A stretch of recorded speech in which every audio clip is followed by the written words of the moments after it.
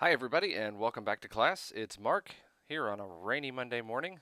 I need to turn my volume up for just a second. And we're ready to get down to completing this course. That's right, it's almost over. And this week you'll be working on your final essay. Next week we'll be turning in the final essay and this thing is wrapped up. I do want to point out that the number of students in this class actively participating has absolutely gone down. That's unfortunate, but I've been around long enough to know that that happens frequently, not just at Ivy Tech, but almost every institution of higher learning.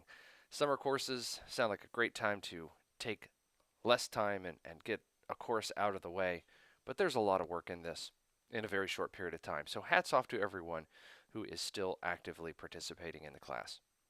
I know if we had more students, it might be a little more fun, a little more interesting, but this is the hand we have, and so we'll work with it. Today we are going to go into sessions 13 and 14.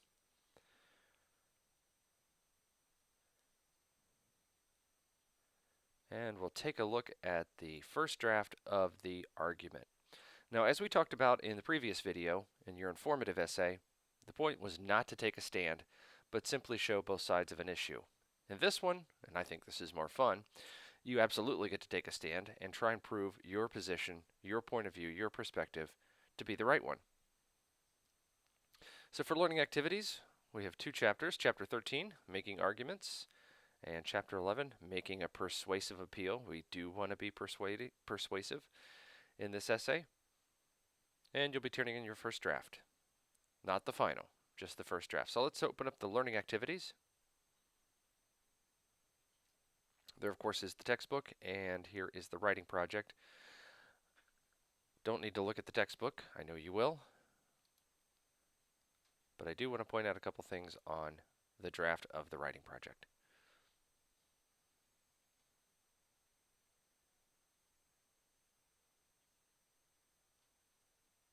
As we have discussed before, you're only going to go through steps 1 through 6 at this time.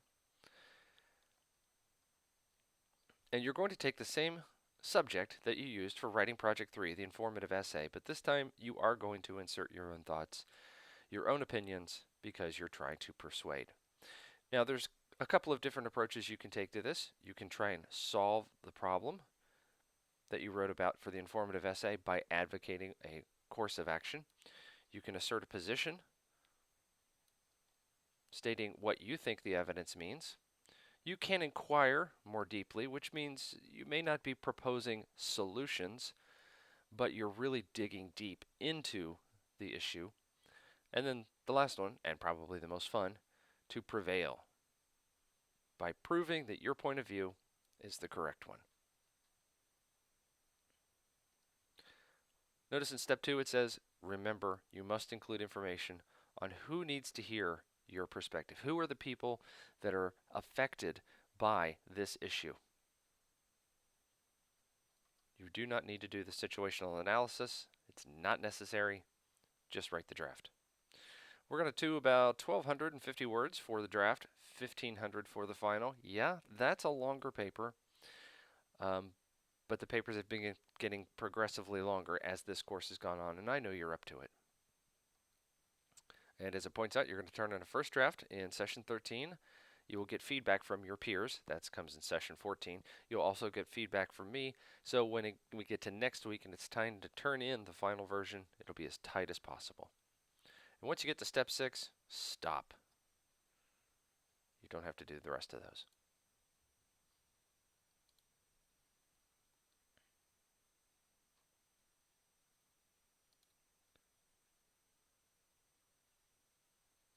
Let's look at assignments and assessments. By the way, there's tutor.com. I recommend everyone use tutor.com when it comes time to turn in your final essay next week. We have a discussion board. And in this, you are going to include your outline, excuse me, not your outline. You're going to include your claim. What is it you're trying to prove or state in your argumentative paper? You'll need to include one fully developed paragraph. Well, what paragraph should that be? How about the opening? Because in that opening, you're going to make your thesis statement, you're going to stake your claim. You have to write it anyway, so just copy and paste it and put it into the discussion board. And then tell us how you're going to appeal to the readers of your paper. Are you going to use an ethical appeal, a pathetic appeal, a logical appeal? Tell us how you're going to do it. So again, write your first paragraph for your draft. Doesn't have to be perfect, but it should clearly state your thesis, and then tell us how you're going to use this to convey your message to your reader. It should be about 200 words. And once you have your draft written, you're going to turn it in once here and once here. I'll get one of them. The other one will be looked at by your peers. And I think that's it for session 13. Let's go into session 14, which will look much the same. And it is raining really hard outside my window right now. I wonder if you can hear it.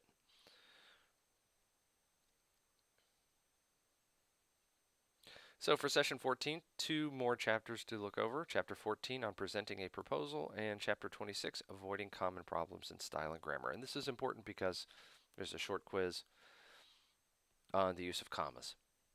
Supplemental activities listed here, I don't really think you need these. You can skip them. If you really want to look at them, go ahead. But I don't think you need them. In session 13, the one we just covered, of course, we were starting our discussion board, and in session 14, you're going to simply respond to 2 of your classmates. Here's the point total for the quiz. It's pretty simple, I'll be honest with you. Let's jump into learning activities. There's the textbook. Here is the practice quiz. Excuse me, this is the supplemental resource. Take this first. I think I just said I don't think you need it. Strike that one. Take this one first and then jump directly into the quiz. Excuse me. That is located in assignments and assessments. I know I say that all the time, but I believe it to be true.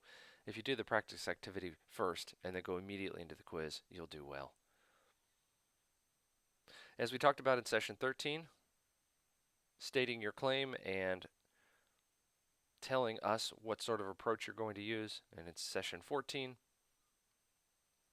you're going to respond to at least 2 other students. Here's the quiz and the peer response. And of course, no one has posted yet, so there's nothing to respond to, but we've been in this course long enough now, you know the routine. And I think that will wrap it up for this week, everybody. This is almost the end of class. We only have 1 more week to go. So you're turning in your draft for your final writing project. I'll review it, give you feedback. And in next week, when we get to sessions 15 and 16, all we have to do is finalize that final writing project, get that turned in, and the course will be finished. But I love hearing from you. Some of you I hear from quite frequently. Others, well, maybe you don't need my assistance. Maybe you don't need to reach out to me. But if you do, please text me. 812-498-4200 is my text number. If you want to send me an email, mstenger and the number 1 at ivtech.edu. And of course, you can call me anytime at 800-416-1747. Have a great week, everybody. I'll see you around.